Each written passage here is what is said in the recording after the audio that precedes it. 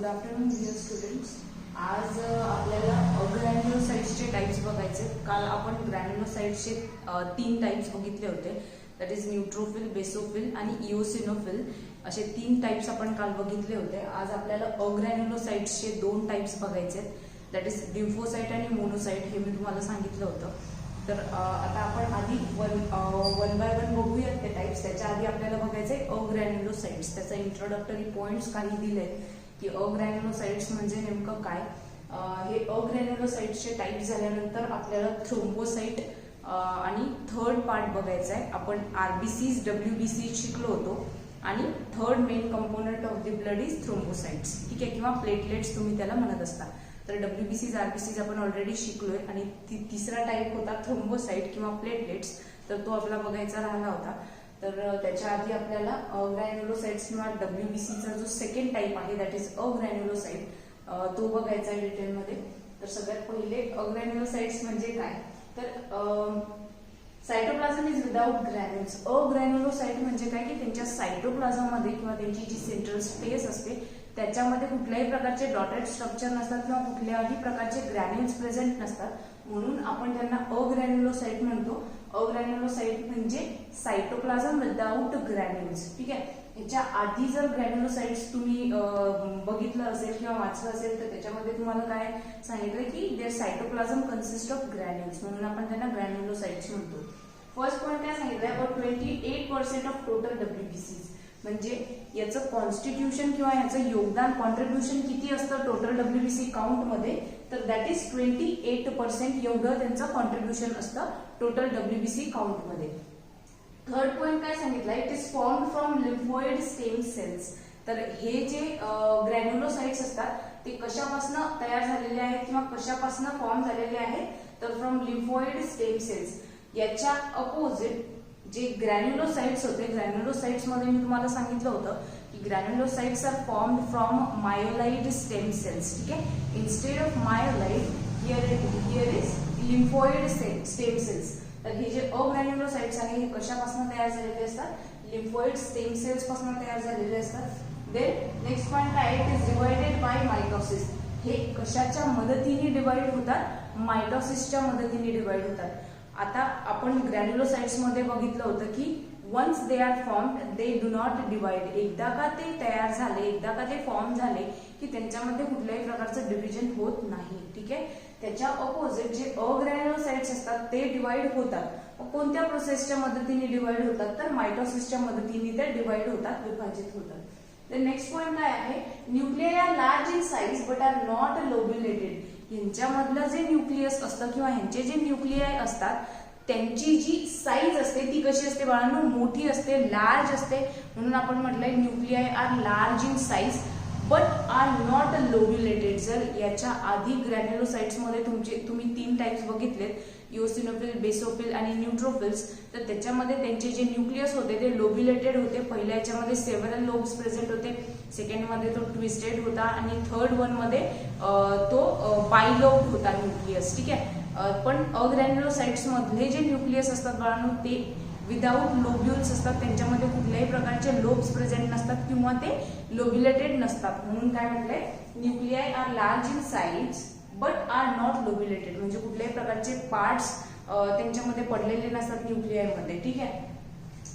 मग आता दे are of 2 types. मग हे जे अग्रॅन्युलोसाइट्स असतात त्यांचे 2 मेन टाइप्स असतात. फर्स्ट वन इज लिम्फोसाइट्स आणि सेकंड वन इज मोनोसाइट्स. तर आपण वन बाय वन बघणार. तर फर्स्ट इज लिम्फोसाइट. आता लिम्फोसाइट मध्ये काय सांगितलंय, सगळ्यात पहिला पॉइंट आहे स्मॉलेस्ट ऑफ ऑल डब्ल्यूबीसीज. लिम्फोसाइट जे आहे ते पूर्ण किंवा लिम्फोसाइट जे आहे ते सगळ्यात स्मॉलेस्ट आहे. पूर्ण डब्ल्यूबीसीचे जे टाइप्स आपण बघितले त्याच्यामध्ये सगळ्यात स्मॉलेस्ट डब्ल्यूबीसी कोणता आहे किंवा स्मॉलेस्ट डब्ल्यूबीसीचा टाइप कोणता आहे, तर that is lymphocyte. Second one is it have large spherical nucleus. पण त्यांच्या मधला जो न्यूक्लियस प्रेझेंट असतो तो न्यूक्लियस लार्ज असतो, मोठा असतो आणि स्फेरिकल म्हणजे सर्क्युलर असतो. Then next one is it constitutes about 25 to 30% of total डब्ल्यूबीसीज. टोटल डब्ल्यूबीसी काउंट मध्ये यांचं किती कॉन्ट्रीब्युशन असतं, तर 25 ते 30%. Based on function they are of 2 types. मग आता त्यांच्या कार्यांच्या बेसिसवर किंवा आधारावर त्यांचे परत 2 टाइप्स पडतात लिम्फोसाइट्सचे. First one is T lymphocyte, second one is B lymphocyte. मग आता टी लिम्फोसाइट काय आहे, बी लिम्फोसाइट काय आहे ते आपल्याला बघायचंय. सगळ्यात पहिले आपण बघणार आहोत टी लिम्फोसाइट्स. तर they R matured in thymus. ते कुठे मॅच्युअर होतात किंवा कुठे ते डेव्हलप होत असतात, तर थायमस मध्ये. ठीक आहे, म्हणून त्याला काय म्हटलंय, टी लिम्फोसाइट, थायमसचा टी. ठीक आहे, म्हणून आपण यांना काय म्हटलंय, काय नाव दिलंय, टी लिम्फोसाइट्स म्हटलंय. तर they R matured in thymus. मग ते कशासाठी रिस्पॉन्सिबल असतात किंवा त्यांचं काम काय असतं, तर these are responsible for cell mediated immunity. Cell mediated म्हणजे काय बाळांनो, की सेल्सची मदत घेऊन आपल्या बॉडीमध्ये कुठले कुठले फंक्शनिंग कॅरीड आउट होत असतात, त्याला आपण किंवा त्याच्याशी रिलेटेड जे लिम्फोसाइट्स असतात ते असतात टी लिम्फोसाइट. म्हणून काय म्हटलंय की हे कशासाठी, त्यांचं काम काय असतं, तर they are responsible for cell mediated immunity. म्हणजे पेशींच्या मदतीने ते आपल्या बॉडीमध्ये वेगवेगळे प्रोटेक्टिव्ह फंक्शन्सचा रोल प्ले करत असतात.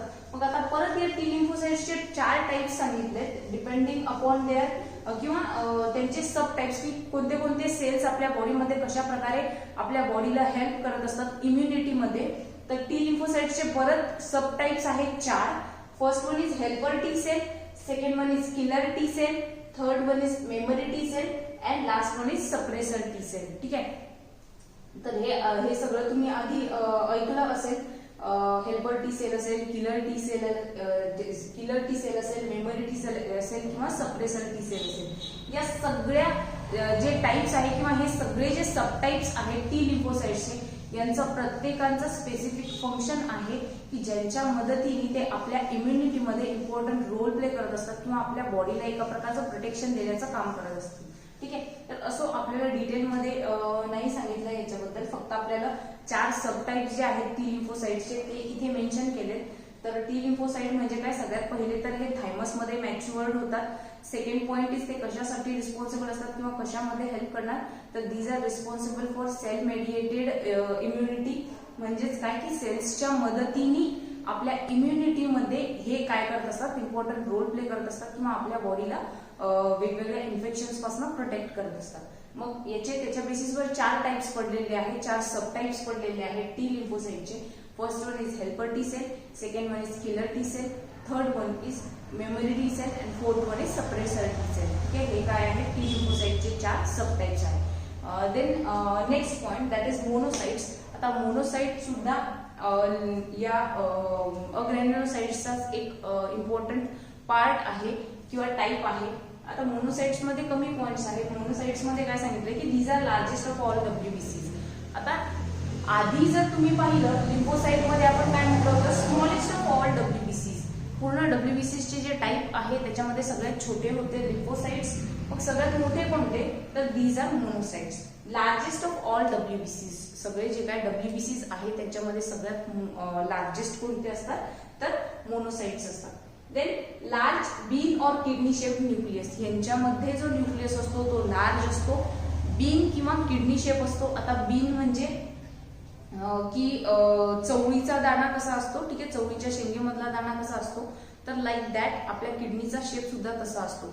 तर त्याला तुम्ही बीन किंवा किडनी शेप म्हणू शकता. तर यांच्यामधला जो न्यूक्लियस असतो तो कसा असतो बाळांनो, लार्ज असतो, मोठा असतो, किडनी शेप असतो किंवा बीन शेप असतो. ठीक आहे. Then third point is it constitute 3 to 5% of total डब्ल्यूबीसीज. यांचं किती कॉन्ट्रीब्युशन असतं, फक्त 3 ते 5% एवढं टोटल डब्ल्यूबीसी काउंट मध्ये यांचं कॉन्ट्रीब्युशन असतं किंवा योगदान असतं.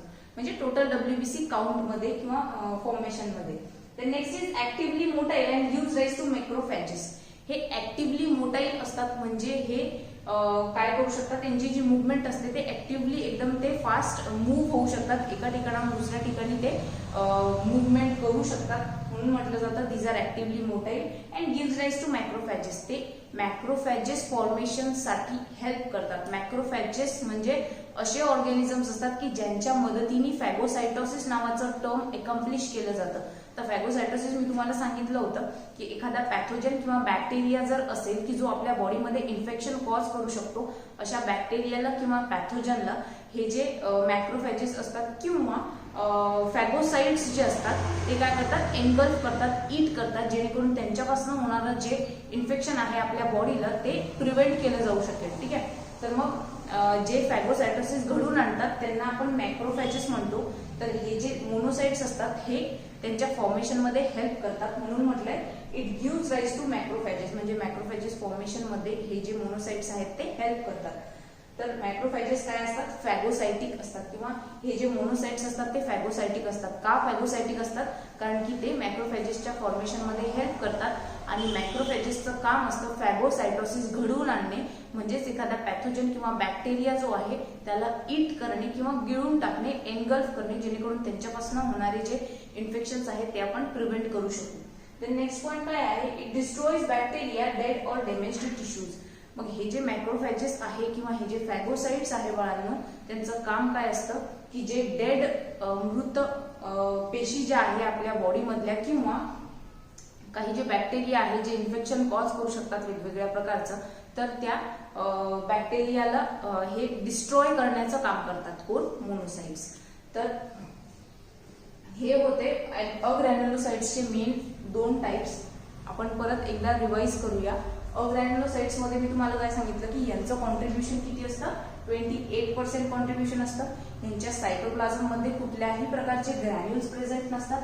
हे लिम्फोइड स्टेम सेल पासून तयार झालेले असतात. देन यांच्यामध्ये डिव्हिजन होते कोणत्या प्रोसेसच्या मदतीने, तर मायटोसिसच्या मदतीने. यांच्यामध्ये न्यूक्लियाय प्रेझेंट असतात की ज्यांची साईज लार्ज असते, पण त्यांच्यामध्ये कुठल्याही प्रकारचे लोब्स प्रेझेंट नसतात. These are not lobulated. मग यांचे परत 2 टाइप्स पडतात. तर 2 टाइप्स मध्ये काय सांगितलंय की एक पहिला टाइप जो आहे दॅट इज लिम्फोसाइट आणि second type is monocyte. Lymphocyte मध्ये मी तुम्हाला सांगितलं की हे स्मॉलेस्ट असतात पूर्ण WBCच्या टाइप मधून. हे कसे असतात, स्मॉलेस्ट असतात. यांचा जो न्यूक्लियस असतो तो लार्ज असतो आणि स्पेरिकल सर्क्युलर असतो. यांचं किती कॉन्ट्रीब्युशन असतं, तर 25 to 30% एवढं कॉन्ट्रीब्युशन असतं. मग डिपेंडिंग अपॉन देअर फंक्शन, त्यांच्या ते कुठल्या प्रकारचे कार्य करतात त्याच्या बेसिसवर परत लिम्फोसाइटचे 2 टाइप्स पडले.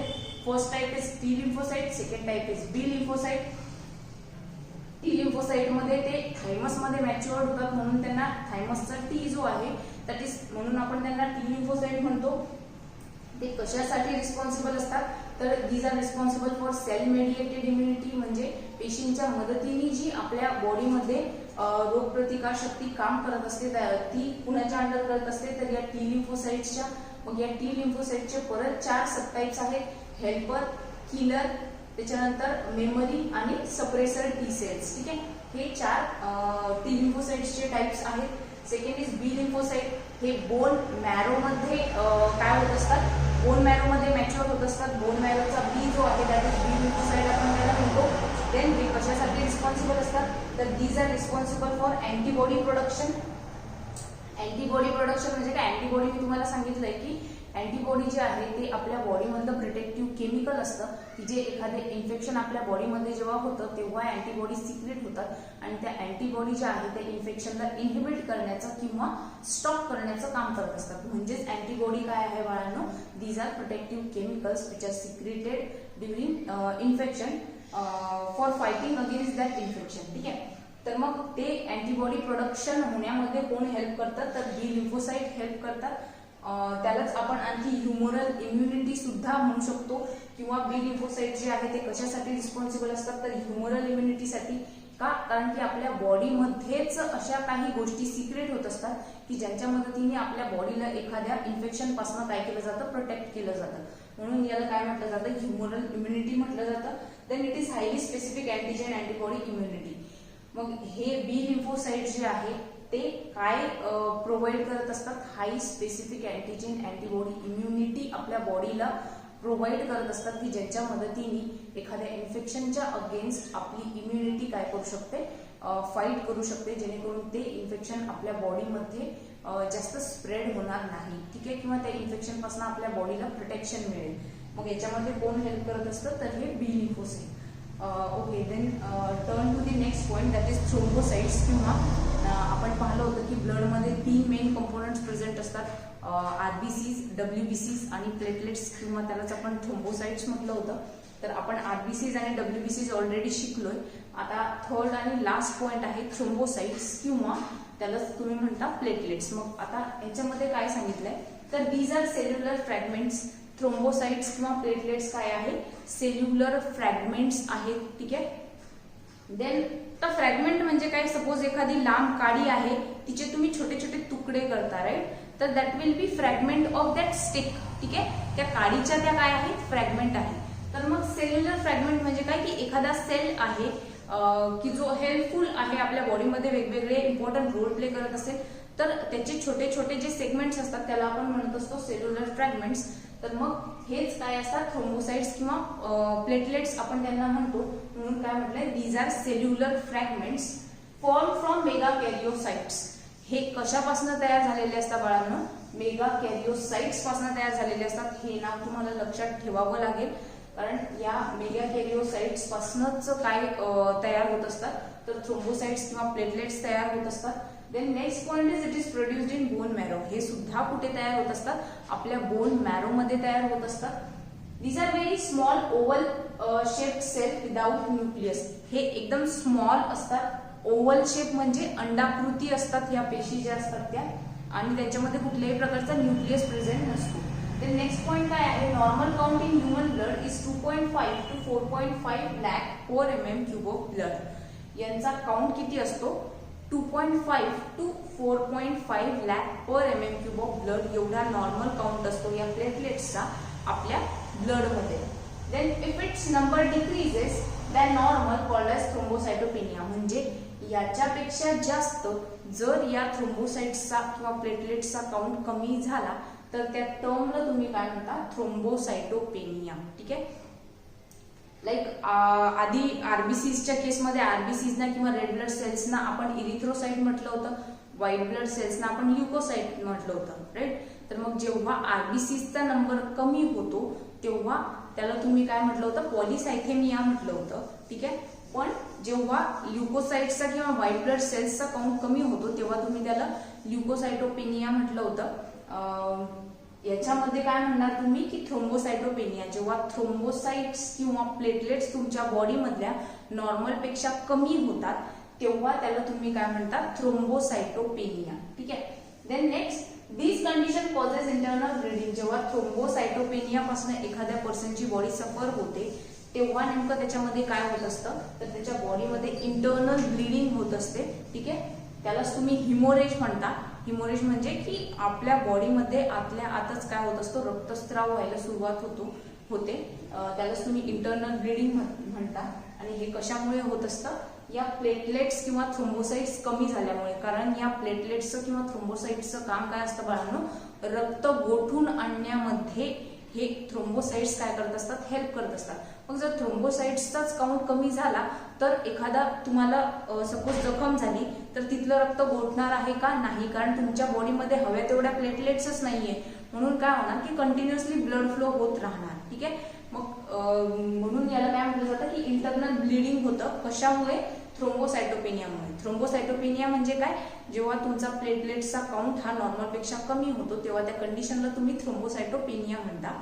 आणि थ्रोम्बोसाइटोपेनियामुळेच इंटरनल ब्लिडिंग होते, कारण रक्त गोठवण्याची जी प्रक्रिया असते ते हे प्लेटलेट्स किंवा थ्रोम्बोसाइट्स घडवून आणत असतात. ठीक आहे, आणि तुमच्या बॉडीमध्ये त्या पुरेशा नसल्यामुळे मग इंटरनल ब्लिडिंग किंवा हेमोरेज सारख्या कंडिशन तुमच्या बॉडीमध्ये ओरिजिनेट व्हायला लागतात. नेक्स्ट काय सांगितलंय, प्लेटलेट सिक्रेट्स प्लेटलेट फॅक्टर. ह्या ज्या प्लेटलेट्स असतात किंवा हे जे थ्रोम्बोसाइट्स असतात हे एक प्लेटलेट फॅक्टर सिक्रेट करतात. ठीक आहे, ज्या प्लेटलेट फॅक्टरचं काम काय असतं, तर it is essential in clotting. रक्त गोठण्यामध्ये हा प्लेटलेट फॅक्टर काय करत असतो, इम्पॉर्टंट, खूप जास्त महत्वाचा रोल प्ले करत असतो. It also seals ruptured blood vessel. हे जे प्लेटलेट फॅक्टर आहे याचं काम काय असतं की आपली जी ब्लड वेसल किंवा आपली एखादी रक्तवाहिनी जर रप्चर झाली असेल, ब्रेक झाली असेल तर त्याला सील करण्याचं काम कोण करत असतं, हे थ्रोम्बोसाइट किंवा प्लेटलेट करत असतात. कारण प्लेटलेट फॅक्टर सिक्रेट करतो. प्लेटलेट फॅक्टर काय करणार, आपलं रक्त गोठण्यामध्ये हेल्प करणार. किंवा आपली जर एखादी ब्लड वेसल रक्तवाहिनी ब्रेक झाली असेल, रप्चर झाली असेल तर त्याला सील करण्याचं काम कोण करणार, हा प्लेटलेट फॅक्टर करणार. ज्या प्लेटलेट फॅक्टरला कोण सिक्रेट करते, हे प्लेटलेट किंवा थ्रोम्बोसाइट सिक्रेट करतात by forming platelet plug and thrombus. मग हे रप्चर्ड ब्लड वेसल किंवा डिस्ट्रॉय झालेली रक्तवाहिनी सील करतात. कशाच्या मदतीने, तर ते काय करतात, जिथे ब्लड वेसल किंवा आपली रक्तवाहिनी ब्रेक झालेली आहे, रप्चर झालेली आहे, अशा ठिकाणी प्लेटलेट प्लग फॉर्म करणार. त्या प्लेटलेट प्लगलाच तुम्ही आणखी थ्रोम्बस म्हणू शकता. ठीक आहे, तो प्लेटलेट प्लग तिथे फॉर्म झाला म्हणजे ब्लड वेसल जी आहे ती सील होते आणि त्याच्यामधून होणारा रक्तस्राव स्टॉप केला जातो. They secrete serotonin a local vasoconstrictor. हा जो थ्रोम्बस प्लग असतो तो काय करतो, सिरोटोनिन नावाचा कंपोनंट सिक्रेट करतो की जो काय आहे वॅसोकॉन्स्ट्रिक्टर आहे. वॅसोकॉन्स्ट्रिक्टर म्हणजे एखादी ब्लड वेसल जर आपली ब्रेक झाली असेल, रप्चर झाली असेल तर त्याला परत जॉईन करण्याचा किंवा त्याला परत सील करण्याचा, पूर्ववत करण्याचं काम हे सिरोटोनिन करत असतं आणि त्याला आपण काय म्हणत असतो की तो एक वॅसोकॉन्स्ट्रिक्टर आहे जो ब्लड वेसलला सील करण्याचं काम करतो जेणेकरून जास्त रक्तस्राव होऊ नये. ठीक आहे, तर ओके, हे होतं थ्रोम्बोसाइट्स किंवा त्यालाच तुम्ही प्लेटलेट्स म्हणता. तर हे ग्रॅन्युलोसाइट्सचे टाईप आणि थ्रोम्बोसाइट्स किंवा प्लेटलेट्स आज आपण बघितलं. उद्या आपल्याला याच्यानंतरचा पॉईंट बघायचा आहे, दॅट इज क्लॉटिंग दिलंय, ब्लड क्लॉटिंग नावाचा पॉईंट दिलाय. त्याच्यामध्ये एक्सट्रिन्सिक इंट्रिन्सिक पाथवे आहे तो आपल्याला उद्या बघायचा आहे आणि त्याच्यानंतर आपण हार्टला स्टार्ट करणार आहोत. काही 4-5 दिवसांमध्ये तुमचं हे चॅप्टर संपून जाईल. तर ओके, याचे फोटोज मी तुम्हाला ग्रुपवर पाठवते. Okay, bye, have a good day.